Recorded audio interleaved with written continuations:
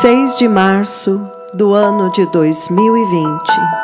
Revelação profunda sobre a quebra dos selos no céu e os juízos do Cordeiro sendo derramados através das duas testemunhas do livro de Apocalipse 11. Segmento 2, parte 3. Agora o Senhor está aqui. O livro de João, capítulo 1, versículo 18, ele diz o seguinte: ninguém jamais viu a Deus, mas o Deus unigênito, o Filho unigênito, que é Deus e está no mais íntimo relacionamento com o Pai, que o fez conhecido. Então vocês veem, eu estou colocando gravidade neste mensageiro que está interagindo com o trono. Então é claro que Daniel também viu o ancião de dias. Isto eu já coloquei diante de vocês, certo? Mas é tão sério, somente o Messias. Mas agora, ir e ver o Messias lá. Mas é claro, vocês sabem que esta conversa que eu estou tendo é diferente, porque no outro dia, antes de eu partir para Lima, Peru, então o Messias, o Cordeiro de Deus, vem. Há tanto que eu não compartilhei aqui, certo? Na profecia de abril, 2 de abril de 2004, então o Cordeiro de Deus vem daquele trono. Então ele vem todo o caminho desde o trono. Deixa-me ver essa distância. Então ele vem e tudo se torna mais glorioso quando ele sai do trono. Naquela profecia de 2 de abril de 2004. Então ele vem desde o trono, o tremendo e glorioso Cordeiro de Deus. Então ele veio aqui. E ele fez assim. Provavelmente ele se deitou aos pés do profeta, conforme ele falou na profecia. E se você seguir aquela profecia, você vai ver que há coisas que foram arranjadas para realmente instruir vocês. Há muitas outras coisas que envolveram Arafat, e então a mudança de liderança, então as vestes se tornam gloriosas. Quando minhas vestes se tornam gloriosas, então o Cordeiro vem e João dissolveu em mim. O Cordeiro vem todo o caminho. Eu estou apenas colocando a cronologia. Então, quando ele vem, ele... Mas se você seguir a profecia, então você vê que ele acordou, mas quando ele acordou, o Cordeiro ainda estava lá. Mas quando eu estava prestes a ir para Lima, Peru, porque vocês entendem que o mundo inteiro está esperando pelo Cordeiro. Como vocês dizem para eles que o Cordeiro veio até mim?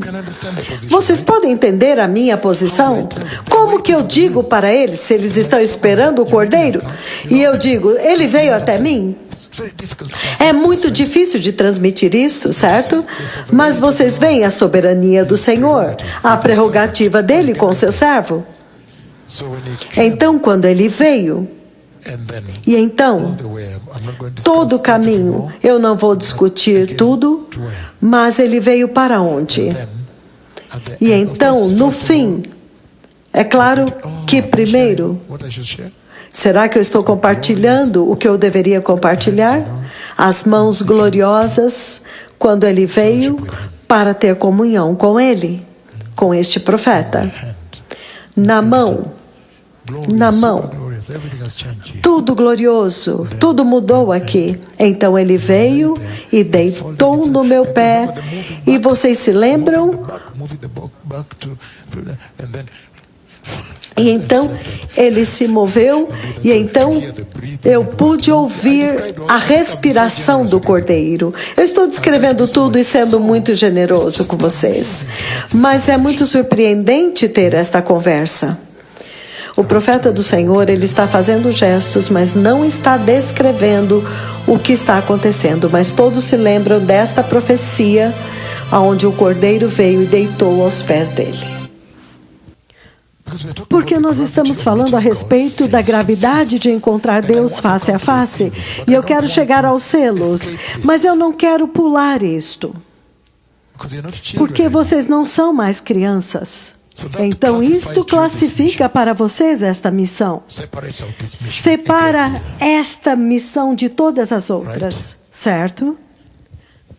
O estreito relacionamento que este profeta tem com o Cordeiro é inacreditável. Extremamente muito próximo, muito íntimo.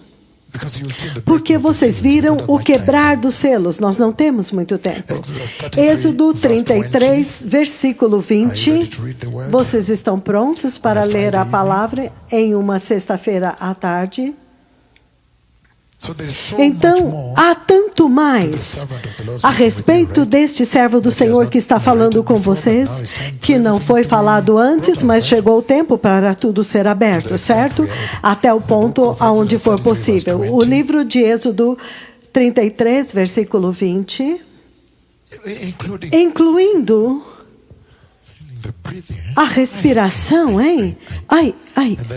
E então, também o perfume do Cordeiro. Ai. O Senhor é muito poderoso. Êxodo 33, versículo 20. Ele diz o seguinte. Uma vez que você está lá, digam amém. Ele diz: você não pode ver a minha face, porque ninguém poderá ver-me e continuar a viver. Vocês entendem a gravidade de entrar na posição do trono? E então voltar para encontrar vocês, falar com vocês, instruir vocês, alertar vocês, dirigir vocês, aconselhar vocês. Porque ele diz aqui, ele disse, ninguém pode ver a minha face, porque ninguém, você não pode ver a minha face, porque ninguém pode me ver e continuar vivo. Ou seja, você morre se me ver. Eu teria pulado para a cena do rolo do livro, mas eu queria enfatizar esta gravidade. Não é uma brincadeira. Não é uma brincadeira, certo? Êxodo 33, versículo 21, mas nós vamos até o 23, ele diz no 21. E o Senhor disse, este é um lugar perto de mim, onde você ficará sobre uma rocha. 22, quando a minha glória passar, eu te colocarei em uma fenda da rocha. Uma fenda da rocha, e te cobrirei com a minha mão, até que eu tenha acabado de passar. Então eu tirarei a minha mão, eu removerei a minha mão, e você verá as minhas costas. Mas a minha face não poderá ser vista. Então há uma escalada nesta conversa, certo? Realmente, porque quando a glória vem até o propiciatório, o caminho de ouro, lá na posição do trono. E então, esta nuvem, ela tem um som, exatamente como ela fica. Na verdade, aqueles que testemunharam, que são testemunhas oculares, eles disseram que ela veio muito rapidamente assim. Ela veio muito rapidamente. Da mesma forma, ela foi muito rapidamente no propiciatório. Mas há mais lá. Quando agora a nuvem se abre lá e os dois começam a falar, certo? Então, há muita gravidade aqui. Há mais. E eu me lembro quando ele me levantou e me colocou na rocha assim, e então ele passou por mim. Foi um penhasco tão grande. Somente ele teve que me segurar na posição. Então, há mais. Mas tudo isso, o objetivo é para enfatizar a gravidade de encontrar Deus no trono antes de lidarmos com a quebra dos selos. Esta nuvem não é uma brincadeira. Ele é muito sério. Este é o Senhor dos Senhores. E hoje eu revelei para vocês, recentemente eu revelei para vocês, certo? Novamente, eu pensei que eu tinha visto a uma distância no sonho a pessoa de Deus Pai. Eu pensei que eu tinha visto a distância. Mas repentinamente eu percebi que ele chegou perto. Ele estava muito perto. E então, eu fiquei aterrorizado. Eu disse, este é o Senhor. Então, fiquei aterrorizado. E então, ele disse, não, não fique com medo, não tema, você é meu amigo. E eu também me lembro que naquele tempo, eu também me lembro que ele disse, ele é meu amigo. Então, o que me surpreende é o seguinte, foquem em mim, o que me espanta é isto, que agora, imediatamente, depois que eu disse, ele é meu amigo, e ele disse, não tema, eu sou teu amigo, você é meu amigo. Então, esta nuvem o envolveu. No próximo segundo, ele estava a 1 metro de distância. E então, a nuvem o envolveu. Vocês se lembram naquele sonho quando eu estendi a minha mão assim? E então, foi esta nuvem que abriu, então, a mão dele, seu amigo. Então, agora, olha isto. Ele está envolvido. Ele foi envolvido dentro da nuvem. Ele foi envolvido dentro desta nuvem. Esta nuvem não é uma brincadeira. E ele está dentro da nuvem, assim, ele está coberto com a nuvem. Leiam a Bíblia. É surpreendente viver e ouvir algumas destas conversas e visitações. Deuteronômio, capítulo 5, do 4 ao 5. Deuteronômio 5, do 4 ao 5. Antes de irmos aos selos, creiam-me, nós estamos prestes a entrar nos selos, ok? E uma vez que nós tocamos no primeiro selo, então nós já chegamos e nós podemos então continuar. Deuteronômio, capítulo 5, versículos 4 e 5. Ele diz, o Senhor falou com vocês face a face. Novamente, o Senhor falou com vocês face a face do meio do fogo no monte. Naquele momento, eu fiquei entre o Senhor e vocês para declarar-lhes a palavra do Senhor, porque vocês tiveram medo do fogo e não subiram o monte. Ele disse, então vocês veem a gravidade de encontrar Deus face a face, porque Ele é santo e Ele é um fogo consumidor que incinera o pecado. Aleluia. Êxodo 33, versículo 11. Êxodo 33, 11. Ele diz o seguinte: O Senhor falava com Moisés face a face, como quem fala com o seu amigo. É surpreendente o que está acontecendo. Face a face. Ele fez isto. Ele disse, quando ele veio falar dos gafanhotos, ele disse, vai dizer para eles que vai acontecer no país inteiro, no país inteiro, no país inteiro. Como nós podemos ver, você está tentando se compor, mas isso é porque eles te tocaram. Ei! É surpreendente. É surpreendente. E então, logo depois, os gafanhotos invadiram de uma forma terrível. Números 12, versículo 8. Ele diz o seguinte: com ele eu falo face a face, claramente e não por enigmas. E ele vê a forma do Senhor. Por que então vocês não temeram falar contra o meu servo Moisés? Então, eu disse que toda esta conversa vai ajudar vocês a entender esta visitação e esta missão do Senhor. Esta missão, certo? Ok. O livro do Gênesis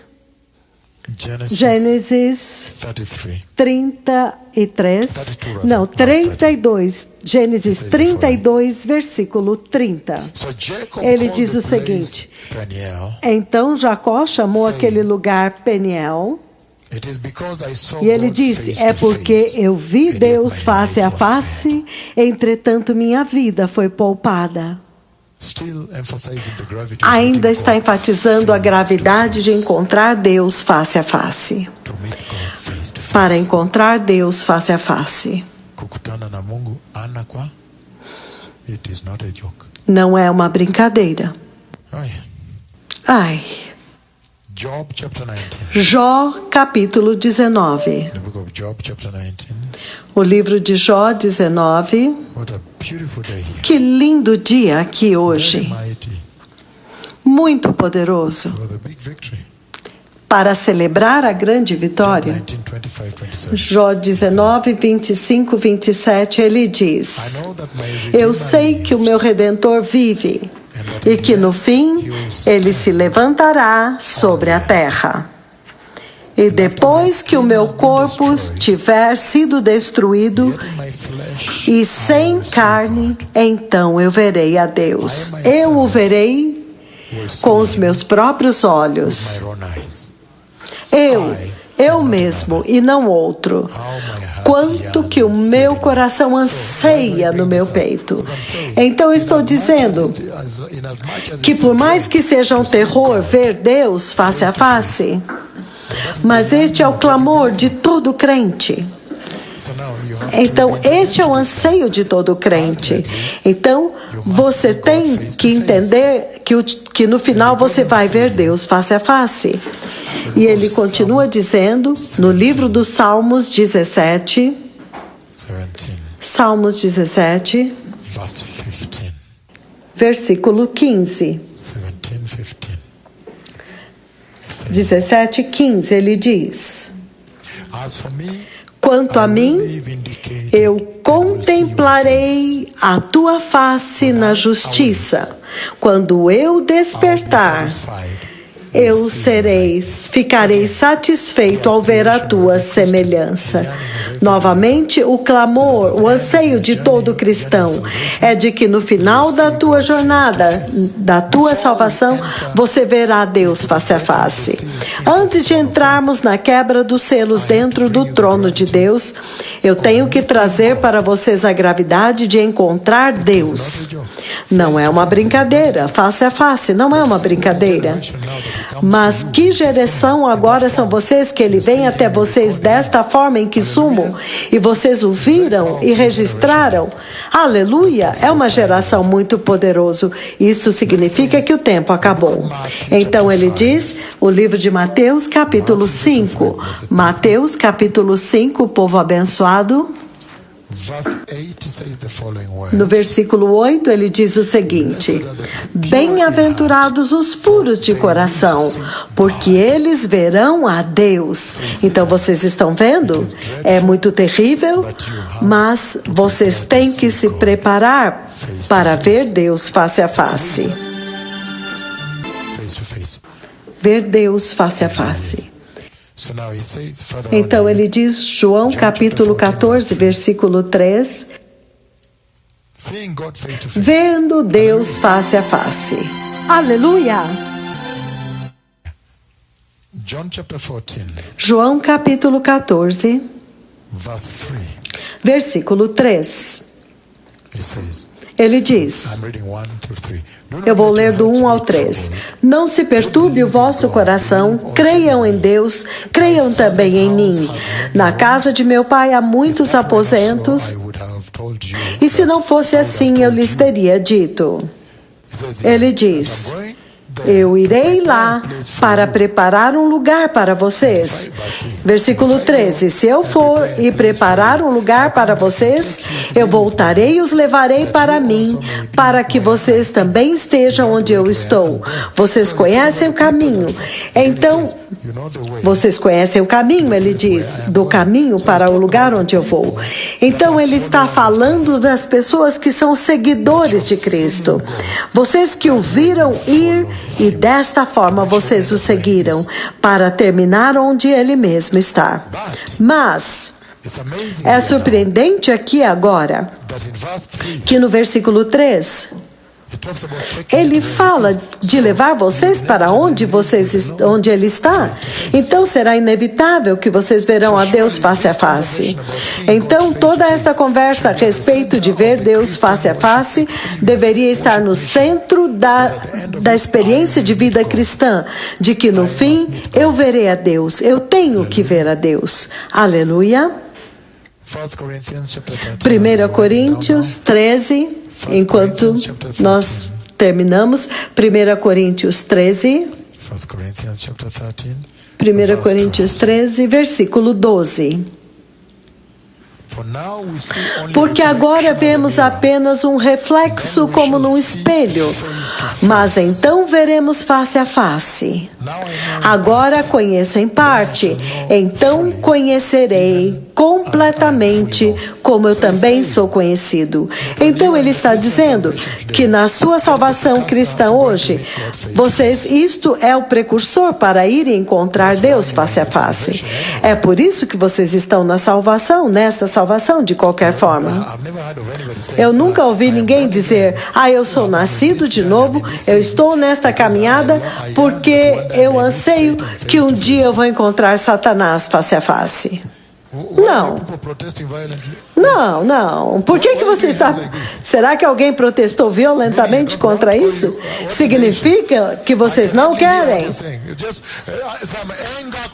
Será que há um coro irado aqui dizendo, não é isso, não?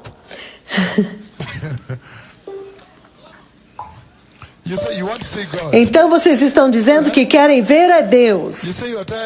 Então vocês disseram que já estão cansados de Satanás, certo? Então acho que eu estou falando com as pessoas certas. Que Deus seja louvado. O livro de 1 João, capítulo 3, versículo 2 e 3. Eu quero ser o mais completo possível nestes 2 dias. 1 João, capítulo 2. 1 João, capítulo 3, versículos 2 e 3. Ele diz: Amados, agora somos filhos de Deus, e ainda não se manifestou o que haveremos de ser. Mas sabemos que quando Cristo aparecer, nós seremos semelhantes a Ele, pois nós o veremos como Ele é. Estão vendo? Então ele diz aqui, e todo aquele que tem esta esperança, quem tem esta esperança nele, purifica-se a si mesmo, assim como ele é puro. Ele está dizendo que esta aspiração, se você aspira a ser como ele, então ele está te instruindo. Daniel, capítulo 7, nós já falamos, mas é o ancião de dias, certo? Aleluia. Então agora, eu quero começar uma parte muito importante, a quebra dos selos. Milhares e milhares e milhões, tantos milhões de anjos e hostes celestiais. Eles adoram o Cordeiro e eles proclamam a supremacia dele, a autoridade dele e o poder dele, a habilidade dele para pegar o livro e quebrar os selos. Aleluia. Então você pode facilmente dizer que o rolo tem a linha do tempo profético da igreja, ou do céu, se você quiser. A linha do tempo profético da igreja. Então, é aqui onde nós vamos começar a jornada. Esta é a mensagem que nós temos para hoje. E esta é a mensagem dos selos. E esta é a parte mais crítica desta mensagem, que tem tudo a ver com tudo que você está vendo nas suas TVs, nas suas notícias, nos rádios, nos jornais, que está acontecendo na face da terra hoje. Então, como ele diz aqui, que ele observou enquanto o Cordeiro abriu os selos. Então, você vê que ele está dizendo que o leão da tribo de Judá A raiz de Davi venceu. Então, quando chega na hora de quebrar os selos, é o Cordeiro. Vocês se lembram em Utawala? Eu disse que a autoridade do Cordeiro, que quando nós estávamos celebrando o rei, o leão, que é o símbolo do rei, o rei, que ele é o nosso Deus e ele está vindo. E ele está vindo com o cetro de ferro para esmagar a cabeça dos caluniadores. Este mesmo aqui vai golpeá-los. Então, é por isso que nós estamos celebrando que o Senhor está vindo para vingar. Então, eu disse, cuidado agora. A autoridade pela qual o Messias derrotou Satanás é a autoridade do Cordeiro. Ele venceu como Cordeiro, como submissão, obediência a Deus. E ele estava ensinando uma lição para a igreja. Esta vida santa, esta vida de submissão tem um grande poder em vencer o pecado, em vencer o diabo. Então nós aqui também, enquanto que o leão da tribo de Judá triunfou, agora é o Cordeiro que abre os selos. Então ele diz, eu olhei e vi um cordeiro. Eu observei quando o cordeiro abriu o primeiro dos 7 selos. Então eu ouvi um dos seres viventes dizer, venha. Em outras palavras, vem aqui. Em outras versões diz, vem aqui. Eu olhei e diante de mim estava um cordeiro, um cavalo branco. E foi dado a ele um arco, e foi-lhe dada uma coroa, e ele cavalgava como vencedor, determinado a vencer. Mas quem é este que está no topo do cavalo, sobre o cavalo branco? E vocês sabem que o branco é símbolo de pureza, de justiça, santidade. E ele está vindo, e ele tem uma coroa. Ele tem uma coroa. E ao mesmo tempo ele tem um arco. E ele está vindo para conquistar. Ele está vindo para batalhar, para conquistar. Então ele diz que ele cavalgava para vencer, determinado para vencer, para tomar a vitória. Então o cordeiro quebra o primeiro selo. E o primeiro ser vivente vem. Depois que este evento aconteceu bem diante na minha frente, depois que o primeiro ser vivente veio para falar comigo, então ele foi e liberou este cavalo branco. Mas então quem é este que está no cavalo branco? Sentado sobre o cavalo branco, cavalgando o cavalo branco e vindo para conquistar. E ele tem um arco, significando que ele vem para conquistar. Em todas as circunstâncias. Então agora o livro do Apocalipse, capítulo 19. Ele diz o seguinte. A partir do versículo 11, eu vi o céu aberto e diante de mim havia um cavalo branco. Lembre-se que eu vi este cavalo, especificamente eu vi este cavalo branco no céu.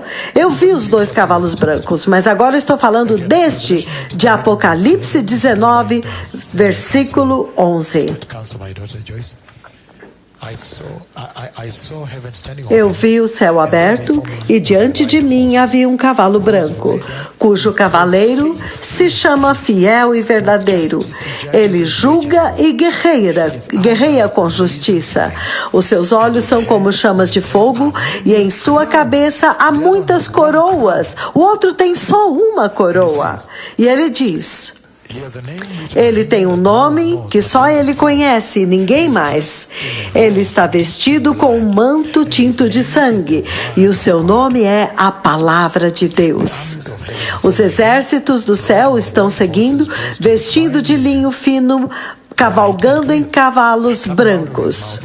E da sua boca sai uma espada afiada com a qual ele fere as nações, significando que ele está julgando as nações. E ele diz, e ele as governará com cetro de ferro, e ele pisa o lagar do vinho do furor da ira do Deus Todo-Poderoso.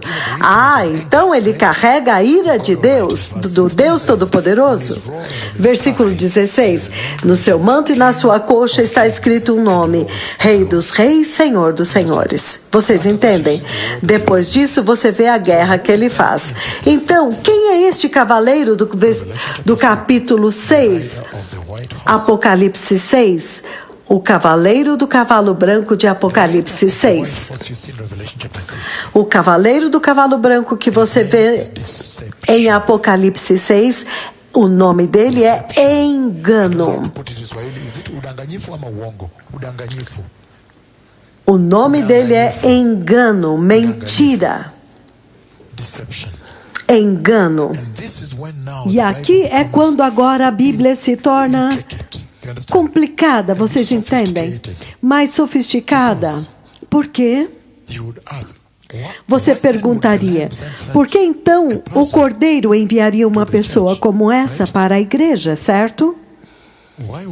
Por que o Cordeiro? Porque ele diz que o Cordeiro quebra o selo para enviá-lo, e este evento acontece no trono. Ele quebra o selo, e então ele envia a criatura que é como leão, e ele vem, ele tem esta conversa. Na verdade, eu posso dar mais detalhes, se vocês quiserem. Sim, então ele vem antes dele ir para liberar o cavaleiro. Sim, então vamos ler lá. Mas em um ponto, ele fica de pé nas suas patas traseiras e então libera este evento. E ele diz que ele está vestido de branco para simbolizar pureza e justiça, porque ele quer que você creia nele, certo? Se ele viesse vestido de preto, ninguém iria a ele, certo? Então ele quer vir enganoso, astuto, dissimulado e tudo isto, certo? Então vamos ler o livro de Mateus, primeiro, Mateus 24. Vamos entender o que Jesus falou em Mateus 24 a respeito deste cavaleiro. Mateus 24. Versículos 4 e 5. Ele diz: Jesus respondeu: cuidado. Lembre-se que neste momento eles estavam perguntando para ele: Senhor, quais serão os sinais da sua vinda? E como é que nós sabemos que sua vinda está próxima? Então, quando ele abre a sua boca para responder, no versículo 4, ele revela o grande segredo. Ele diz o seguinte: Jesus respondeu: cuidado que ninguém vos engane, porque muitos virão em meu nome dizendo que eu sou o Messias, e eles enganarão a muitos. Então, depois disso, ele fala a respeito de outro selo. Então, os selos, no livro do Apocalipse, capítulo 6, corresponde aos eventos que Jesus alinhou no livro de Mateus 24. Então, agora, o primeiro sinal que ele dá para eles é que haverá um engano até um ponto em que alguém virá e dirá que ele é o Messias. Isso é surpreendente, mas deixe-me dar um exemplo para vocês. É surpreendente porque o engano no mundo nós entendemos, mas o engano que realmente chega até a igreja, aqueles que deveriam conhecer a voz dele, até o ponto em que quando você ouve uma pessoa no telefone, você sabe a voz. Eles deveriam saber que seria um engano para o mundo, eu entendo. Mas quando o engano chega ao povo de Deus, à igreja, então você vê os discípulos sentados no Monte das Oliveiras, sentado aos pés dele, ouvindo o conselho dele. Então ele diz: cuidado. Na verdade, a Bíblia diz que ele os chamou particularmente, que eles o abordaram particularmente, em particular. A Bíblia diz que eles se aproximaram dele particularmente. E vocês sabem onde esta história começou? Quando ele terminava quando ele terminava de ministrar para eles, e ele estava deixando o templo em direção ao Monte das Oliveiras para se retirar, um descanso sabático, para que o céu ministrasse para ele. Ele tinha esta rotina, este ciclo. Depois que ele ministrava, ele se retirava do público para que o Pai pudesse ministrar para ele, alimentá-lo. Então, quando ele estava se retirando, os discípulos vieram e começaram a mostrar a magnificência da arquitetura do templo. Foi ali que esta conversa começou. Todos estamos juntos. Eu já falei da profecia dos 4 cavaleiros do Apocalipse, então vocês sabem essas coisas. Mas é daí que esta conversa começou. Então ele disse para eles, não, esta casa em toda a sua magnificência, isso que vocês chamam de magnífico esplendor, ela tem que ser destruída. Vai chegar o tempo quando ela será destruída. Então eles rapidamente entenderam que ele estava falando a respeito do retorno do Messias e o fim desta era. Então eles se aproximaram e disseram, mas Senhor, qual será o sinal da sua vinda? Qual será os sinais do arrebatamento, em outras palavras, e o final desta era? Então ele começou a responder particularmente. Ele realmente estava falando com a igreja, com os apóstolos, os discípulos, isto é, a igreja. Então eu estava dizendo, então ele disse, cuidado que ninguém vos engane, porque muitos virão dizendo que eu sou o Messias e vão enganar muito. Então ele estava dizendo que enganar o mundo nós podemos entender, mas até o ponto em que ele iria enganar a igreja que se relaciona com Jesus. Mas dentro da igreja, então ouçam-me muito bem. Então há muito aqui. E eu disse para vocês, como nós vamos ver brevemente, que este engano que você vê na igreja hoje, a falsidade, a mentira que você vê como apostasia, falsos profetas, falsos apóstolos, falsos mestres, isto vai aumentar. Porque se você perguntar a respeito da mensagem do coronavírus, porque é aqui que eu quero chegar. Eu vou focar um pouco no anticristo e na dispensação da grande tribulação, que vocês todos conhecem, para que vocês possam tomar uma decisão séria de onde vocês vão passar a eternidade na dispensação seguinte. Então, este engano aqui, esta mentira, vocês veem que estas coisas que eles estão fazendo na igreja vai aumentar a respeito... em termos de eventos que eu vou ler aqui, até o ponto em que as pessoas na igreja vão adorar outro Messias. É por isso que eu disse que, pela forma como ele está falando com a igreja, isso quebra o meu coração. Mas como você pode enganar a igreja? E nós vamos acabar chegando no anticristo. Aleluia! Nós vamos falar sobre isso se tivermos tempo. Então ele diz, muito poderoso, ele diz, cuidado. No versículo 4 ele diz, Jesus respondeu, cuidado que ninguém vos engane, pois muitos virão em meu nome dizendo, eu sou o Messias, e enganarão a muitos. E então, depois disso, no versículo 6, ele fala de guerras, que já é outro selo. Então agora, ele se veste de branco. Então vejo, isto é engano, como eu disse, porque eu li quem é o Bonafide proprietário do livro de Deus. E eu expliquei essa profecia quando eu expliquei a respeito dos gloriosos anéis de casamento. Na segunda parte daquela profecia, eu também mencionei o glorioso cavalo branco que estava correndo, e eu disse que ele relinchava. Eu falei essa profecia em todo o mundo, aquele grande cavalo branco e aquele que estava no topo da mensagem. E ali havia duas mensagens.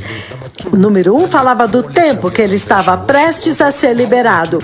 E número 2, a qualidade da tua salvação. Como é que vocês devem viver? Então agora é muito surpreendente porque ele está dizendo que a igreja vai ser enganada, que a igreja vai adorar outro Messias. E ele está dizendo que isto será possível, isto vai acontecer. Na verdade, o engano já está aqui. Deixe-me ir passo a passo. Deixe-me fazer isso, certo? Ele diz, Ele diz que este engano aqui, este cavaleiro que não é o Messias, vamos ver alguns dos instrumentos. Ele tem um arco, ele tem uma coroa. E ele está em um cavalo branco. Ele está vindo para vencer. Ele recebeu autoridade. A coroa significa que ele é um líder, porque ele jamais seria um líder no céu, jamais. Estamos juntos. Ele é um líder do mundo. Então, este é o anticristo. Então, quando o cordeiro quebra, então, não é surpreendente que o próprio Jesus está enviando o anticristo para a igreja. Isto é muito surpreendente. Realmente chega até o ponto que é perturbador. Mas eu já expliquei por que é que ele envia o anticristo para as nações e para a igreja. Aleluia. Oh, sim. E ele diz: branco, símbolo de pureza, para poder enganar. Ele tem um arco, mas ele não tem flechas. Isso significa que quando ele vem, ele diz que ele vai vencer. Então, significa que ele tem uma forma para vencer, para alcançar a vitória. E se você me perguntar, eu vou dizer que ele é muito afiado. O Messias, como nós vimos em Apocalipse 19, ele vem para vencer através de uma espada que sai da sua boca. Mas este aqui, da boca dele, há uma esperteza, uma astúcia. Ele está vindo para uma geração que ama tanto ouvir coisas sensacionais. Nós fizemos isto. Então, isto é uma boa semente para um bom solo. Então eles dizem: vem e planta aqui nesse solo, porque este solo é bom. Plante uma semente aqui. Compre esta garrafa de óleo e use no banho. Então ele está vindo para uma geração que gosta dessas novidades, que é acessível, é vulnerável a estas coisas. Então ele vai alcançar a vitória sem atirar nenhuma seta. Ele não vai lançar nenhuma seta. Ele vai entrar com um arco. E as pessoas vão temer que ele talvez possa ferir. Você entra com uma arma de brinquedo em algum lugar? Então, vamos falar destas coisas. Não, ele vai alcançar a vitória. Porque há pessoas que têm medo. Porque há pessoas que são prisioneiros, fáceis de cair nesta armadilha. Então, o branco traz um senso de pureza. Agora nós estamos lidando com a abertura do primeiro selo. E o cavalo branco, então, representa pureza. Vocês se lembram da lua, que na verdade estava coberta de sangue, e que o cavaleiro foi liberado? Estes dois cavaleiros são diferentes. Os dois são brancos e gloriosos. Eu vou chegar no livro de Zacarias, então você vai entender que eles são os 4 gloriosos evangelhos até os confins da terra. Branco, puro, isto significa pureza. Que ele vem com este engano de Apocalipse capítulo 6, versículos 1 e 2. E ele diz que o cavalo branco representa a pureza. O arco significa autoridade e a coroa significa majestade. Ele está alegando ter majestade. Ele está alegando ter domínio e autoridade, realeza. Ele está reivindicando território. Ele está querendo dizer que ele tem majestade, poder, autoridade. Reivindicando, esta é a palavra, ele está reivindicando poder, autoridade, realeza. Ou seja, eu tenho o meu território. Então, ele está vindo e ele está também reivindicando pessoas naquela jurisdição. Aleluia. Ele está reivindicando autoridade, majestade, domínio e poder. E a coroa significa que ele é um líder. Ele está dizendo, eu sou um governante, eu sou um rei.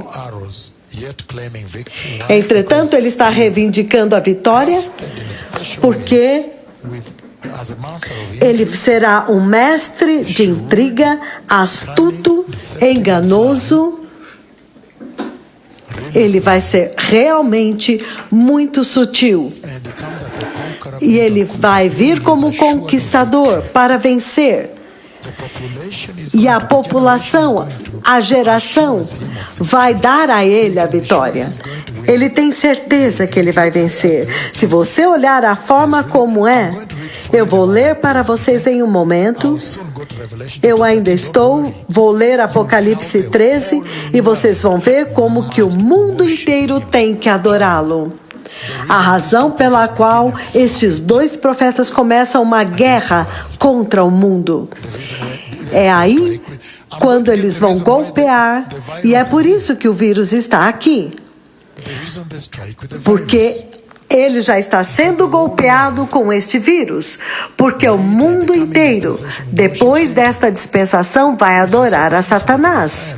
Então, quando o Messias ressuscitou, e o mundo inteiro não o adorou quando o Messias ressuscitou, mas este aqui, quando ele ressuscita, o falso, por uma ferida fatal,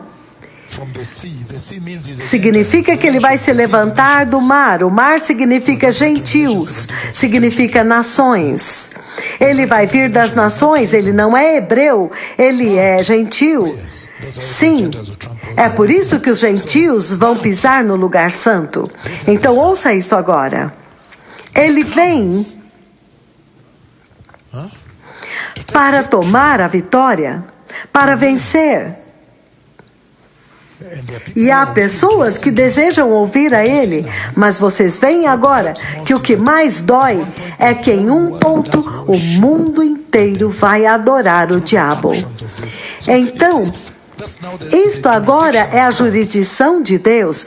Por que que o Cordeiro quebra o selo e o anticristo não pode vir enquanto o Cordeiro não quebrar o selo? O Cordeiro quebra o selo e então o envia.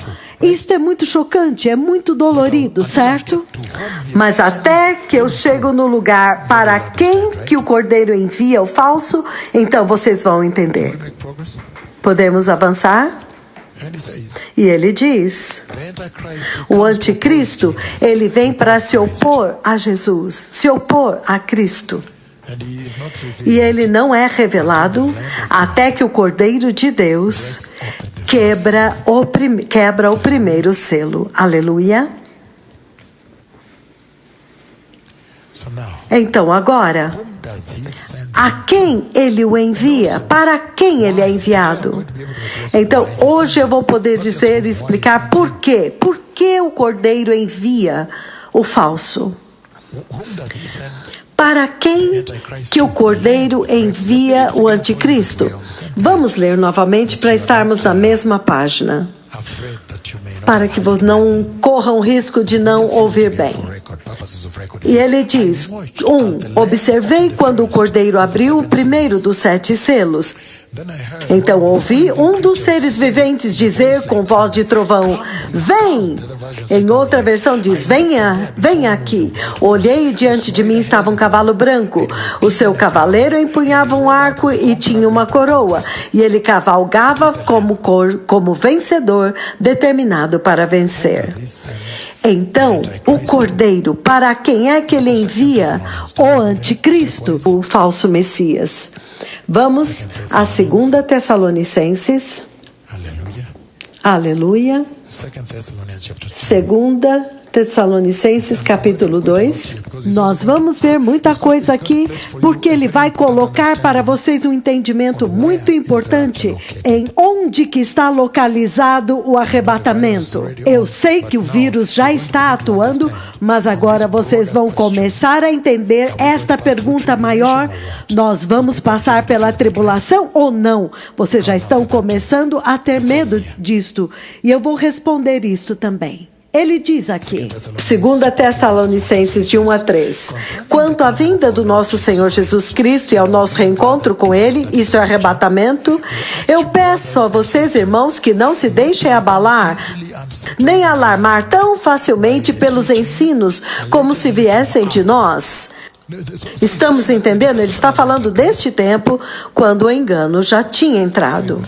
Então ele diz, a respeito da vinda do nosso Senhor Jesus Cristo e o nosso encontro com Ele, que é o arrebatamento, o encontro dos santos com o Senhor. Nós te pedimos, irmãos e irmãs, que não se deixem abalar, nem alarmar tão facilmente pelos ensinos como se viessem de nós. Seja por profecia, ou por palavra, ou por carta. Novamente, alguém escreveu alguma carta enganosa e enviou. Isto pode te dizer que alguém já começou a trabalhar, mas eu vou explicar isto porque há uma escritura que diz que o espírito do anticristo já estava operando naquele tempo. Então prestem atenção. E ele diz, então ele está dizendo que uma carta foi forjada. Então ele diz, seja por profecia, por palavra ou por carta, dizendo que o dia do Senhor já tivesse chegado. Aqui ele menciona o dia do Senhor. Este é o dia escuro. Este é o dia da tristeza, é o dia trágico, é o dia de juízo, é quando Deus virá para julgar, é quando a ira de Deus será despejada na terra. Então ele está dizendo, Paulo, por favor, eu sei que eu já falei com vocês do arrebatamento e da entrada da igreja, mas cuidado agora, que não pareça para vocês que nós vamos ter que passar pela tribulação, porque se este é o caso, então alguém mentiu para vocês. Posso repetir? Ele está dizendo, cuidado. Se alguém disse para vocês que vocês vão passar pela tribulação, se alguém está dizendo isto, cuidado. Por quê? Com respeito ao arrebatamento e o nosso encontro com Ele e entrar no céu, não deixa ninguém mentir para você que nós já passamos por isso. Não importa quão terrível seja o vírus. O pior ainda está por vir, mas Ele está dizendo que Ele está simplesmente posicionando para eles que este arrebatamento virá antes da tribulação. Ele já está dizendo isso. É um pouco implícito, mas eu estou puxando isto para vocês. Estamos juntos? Oh, sim. Ele está dizendo. Se alguém disser que o dia do Senhor está chegando e que a igreja vai passar pelo vírus e por tudo, que não vai passar pelo processo de ficar preso em casa, de não ir na escola, de não ir às universidades, não ir aos shoppings, sem futebol, nada de voleibol, qualquer coisa que todo este tempo te manteve longe do Senhor. Agora, estes profetas vieram para dizer que se vocês não ouvirem estes profetas, vocês vão passar por isso sim. Então, facilmente ele trará este mundo inteiro aos seus pés. Então, não é uma brincadeira. Então, vocês entenderam a narrativa? Porque enquanto eu estou mostrando para vocês quem são estes, a quem ele envia o engano, ele envia o anticristo. Então, há alguns pontos importantes que eu encontro lá que eu tenho que trazer mais luz para vocês a respeito da conversa que o Senhor está tendo com a igreja, que Ele está dizendo, não se preocupe, o seu arrebatamento é pré-tribulação, porque a igreja não foi criada para a ira. Eu vou ler para vocês 1 Tessalonicenses 5:9, que explica isso muito claramente. Então, mesmo no livro do Apocalipse, capítulo 3, ele fala que aqueles que foram fiéis a Ele, Ele também vai guardá-los do dia, daquela hora da prova que virá sobre toda a terra para provar os habitantes da terra. Mas quando se trata a respeito do meu servo, então nós estamos sendo iluminados agora? Agora eu estou fluindo, então por favor permitam-me fluir. Aleluia. Ó sim. Então, aqui, enquanto nós estamos focando naqueles que, para quem que ele vai enviar uma criatura tão terrível como esta? significando engano, então vocês já sabem que há um povo que precisa disso. Estamos entendendo? Isso é muito lindo.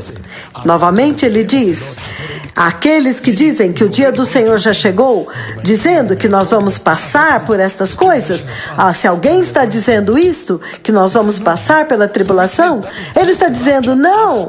Isto colocaria o arrebatamento depois da tribulação. Estamos juntos, por favor. Eu quero dizer o seguinte para vocês, isto é muito poderoso. Aleluia. Ele continua dizendo o seguinte, neste evangelho muito doce no qual nós entramos. Então ele diz: não deixe que ninguém vos engane de forma nenhuma, porque aquele dia não virá até que a rebelião aconteça e o homem do pecado seja revelado, aquele que está destinado à perdição. Ele se opõe e se exalta acima de tudo que se chama Deus ou que é adorado, a ponto de se assentar no templo de Deus, proclamando que ele mesmo é Deus. Então isso é muito poderoso o que eu li. Então não me perturbem novamente. Ele está dizendo, há uma declaração muito poderosa aqui. Deixa eu ler novamente por causa disso. Ele diz: não deixe que ninguém vos engane de modo nenhum, porque aquele dia não virá antes que aconteça a rebelião e o homem da iniquidade seja revelado, aquele que vai ser golpeado pelo Senhor Jesus e eventualmente lançado no lago de fogo. Ele vai se opor e se exaltar acima de tudo que se chama Deus ou que é objeto de adoração. Então ele vai se assentar no santuário de Deus, proclamando que ele mesmo é Deus. Outras pessoas diziam que tudo que se chama Deus, ele está querendo dizer o Deus de Israel, o Deus dos muçulmanos. Quanto a mim, eu não considero esses deuses. Então, para mim, o assunto, a questão de contestação é entre ele e Jeová, ele e Jesus. Vocês entendem? Eu não quero exaltar os outros deuses e tornar eles iguais e fazer essa equalização com outros deuses. Não estou falando apenas sobre Jeová. Então ele está dizendo que uma rebelião tem que acontecer. Uma rebelião tem que acontecer. E isto será quando ele será revelado. E ele está dizendo, o homem da iniquidade está vindo. E ele diz que as coisas que ele está fazendo lá, ele está vindo e ele vai fazer um sacrifício e ele vai se colocar como Deus para ser adorado. É isto que está muito claro aqui. Então, se há algum momento, quando nós entramos agora no coração da mensagem, é agora. Porque nós estamos começando a entender a quem e para quem ele vai ser enviado, o anticristo. E também nós estamos vendo quais serão as características do anticristo. Ele realmente vem para se opor a Deus. Então, sim, porque ele diz que ele vem para se exaltar e se colocar no templo, parar o sacrifício e então ser adorado. Então ele vai dizer, mas como que alguém pode adorar uma criatura como essa? E ele disse, não, isto vai acontecer. Por isso que é importante que vocês não têm que estar aqui naquele tempo, naquela tribulação que sobrevirá ao povo naquela tribulação. Ou na grande tribulação, quaisquer que sejam as tribulações que tocarem as suas vidas, que fará com que eles se prostrem, que vocês não sejam achados lá. Porque ele está dizendo que o nosso Senhor Jesus, quando ele olha para o mundo que ele veio salvar, então ele deu um prognóstico, ele fez uma projeção a respeito do mundo, ele disse: há tragédia adiante. Ele não disse nada bom que viria depois, mas que haveria tragédia. E se eu entendo bem, eu já estou começando a dar a mensagem do coronavírus, quando ele atinge o quarto selo, que ele diz que a forma como ele criou o homem, a maneira, a natureza do homem, a forma como ele criou vocês inerentemente, ele criou vocês com a capacidade, como por exemplo, eles estão dizendo, as companhias aéreas estão agora em perda porque as pessoas se recusam a viajar. Então, a sua forma como Deus te criou, ele te deu a capacidade, a habilidade para detectar o perigo e dizer, isto não é bom para mim. Então deixe-me correr e sair fora disso. Eu vou correr na direção oposta. Então ele te deu essa capacidade de evitar o perigo. Então se esta é a natureza pela qual ele criou você, o homem, a igreja, então vamos ver o que está acontecendo com o coronavírus. Então o próprio Jesus disse que lá na frente não vai ser bom, vai ser muito ruim. Então, e quanto a estes instintos que ele colocou em você para evitar o perigo e a tragédia, para simplesmente pegar a mensagem que está dando a rota de fuga, de como escapar, para que vocês agora possam evitá-la, fugir dela. Não sejam achados lá, porque ele disse pela natureza, foi assim que ele te criou. E que quando você vê o perigo, você foge. Quando você vê uma cobra ou fogo, você corre dela. Então você toma outra rota.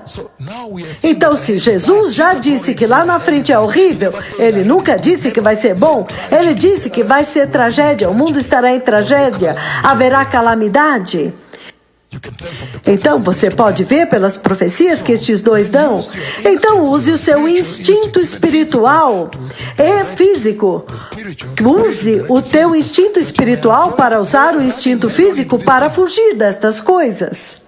Vocês entenderam agora? Então vocês estão começando a pegar uma peça aqui, outra ali, para dizer não.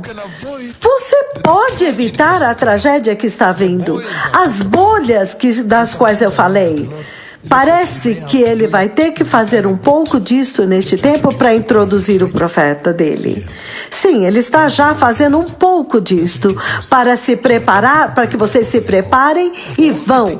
Mas tudo isso é para que vocês se preparem bem, se arrependam e recebam Jesus. Estamos juntos? E então, nós estamos continuando a ler porque nós estamos tentando descobrir quem é este para quem ele envia o anticristo. Aleluia! E ele diz, ele é destinado à destruição. Ele vai se opor e vai se exaltar acima de tudo que se chama Deus e é adorado, até o ponto em que ele se assenta no santuário de Deus, proclamando que ele é Deus, significando que ele vai parar o sacrifício. Então, a abominação da desolação já está assentado lá. Ele vai remover o sacrifício e ele vai se colocar para ser adorado. Em Apocalipse capítulo 13, lá onde ele define ele, você vê que ele vem para estabelecer a adoração ao dragão, a adoração a Satanás. Estamos juntos? Não se preocupe, nós vamos ver isso depois. Aleluia. Então ele diz, versículo 5 de 2 Tessalonicenses capítulo 2. Vocês não se lembram que quando eu ainda estava com vocês, eu costumava falar estas coisas? E agora vocês sabem o que é que está detendo ele, para que ele seja revelado no tempo devido. Ele está dizendo, porque esta carta foi escrita aos Tessalonicenses. Então, esta carta foi escrita para os Tessalonicenses. E ele está dizendo, não, por favor, o dia do Senhor ainda não chegou. Simplesmente se prepare, continue se preparando. Então agora ele está dizendo que o homem da iniquidade não será revelado até que seja removido aquele que o detém. Então ouça isto agora. Aquele que o detém seja removido do caminho? Então ouça isto agora. Ele está dizendo que há alguém que o detém. Mas se esta carta foi escrita para aquela igreja naquele tempo, então já aconteceu há alguns milhares de anos atrás, 2000 anos. Então, aquele que o detém detém tão excelentemente e tão poderosamente, e até hoje ainda está segurando ele e detendo-o de forma excelente, então significa que este que o detém é muito poderoso e muito eficaz, porque você ainda não viu nos seus noticiários que o anticristo já apareceu. Vocês entendem? É isso que ele está dizendo lá. E nós sabemos que este que o detém é o Espírito Santo. Somente ele tem o poder para detê-lo. Então, se ele o está detendo, então nós temos que celebrar o grande poder que ele tem para segurá-lo e para detê-lo, certo? Então, isso é importante, que agora a igreja, que é o templo santo do Espírito Santo, a igreja é o templo santo do Espírito Santo.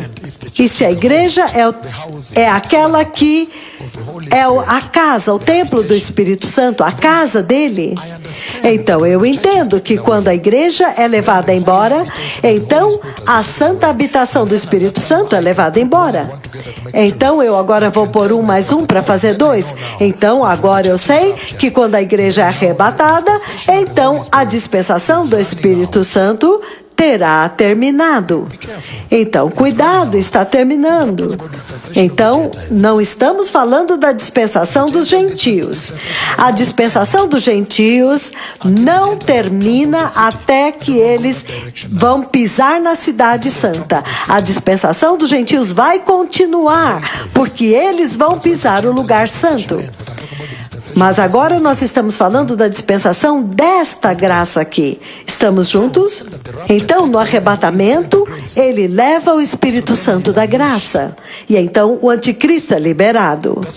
É por isso que o Senhor permite que vocês vejam na sua forma física. Vocês estão podendo ver este profeta que está andando aqui com tremendo poder. Significando que quando a igreja for removida, estes profetas vão se mover com o Espírito Santo, assim como era no Antigo Testamento, localizados neles para testificar da palavra. E eu já falei daqueles 144 mil judeus que não vão se dobrar. Então, há um outro anjo que aparece aqui para pronunciar o Evangelho. Porque há muito que nós precisamos falar agora. Porque já está começando a acontecer na terra. E ele está dizendo aqui, muito claramente, neste lugar, que aquele que o detém vai continuar detendo-o até que ele seja tirado do caminho. E nós sabemos que quando você for levado embora no arrebatamento, agora o Espírito Santo se retira. E agora o homem da iniquidade é revelado. Obrigado. Estamos juntos, entenderam? Agora, o próximo é muito importante, o versículo 7. O versículo 7 diz: porque o mistério da iniquidade já está em ação, restando apenas que seja afastado aquele que agora o detém. Ele vai continuar detendo-o até que ele seja tirado. Então será revelado o perverso, a quem o Senhor Jesus matará com o sopro da sua boca e destruirá pela manifestação da sua vinda. E a vinda do perverso é segundo a ação de Satanás, com todo o poder, com sinais e maravilhas enganadoras e falsas, mentirosas. E ele fala que ele vem que toda forma de engano e injustiça para os que estão perecendo.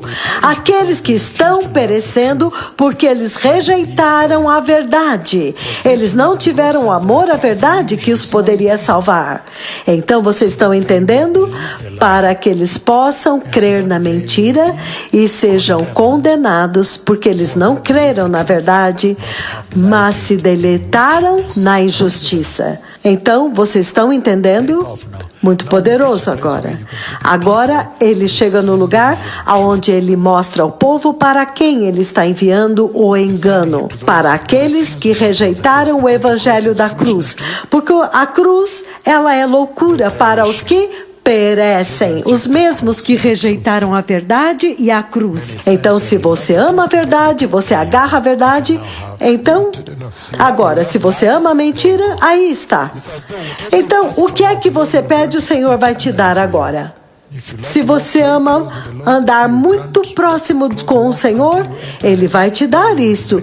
Ande muito próximo dele até que você entre no céu e o veja face a face. Mas se você ama a mentira, Ele disse, então vou te enviar esse engano. Ele diz que, entretanto, até mesmo aquele que é iníquo, ele ainda não foi revelado. O iníquo, que ainda será revelado. Entretanto, ele diz, o Espírito aquele que é a personificação ainda não foi revelado, mas o Espírito do Anticristo já está operando. Já tem estado operando espiritualmente, já está em cena. Então, há tanta informação aqui. Já está operando. Muito poderoso. A pessoa ainda não foi liberada, mas o Espírito já está operando.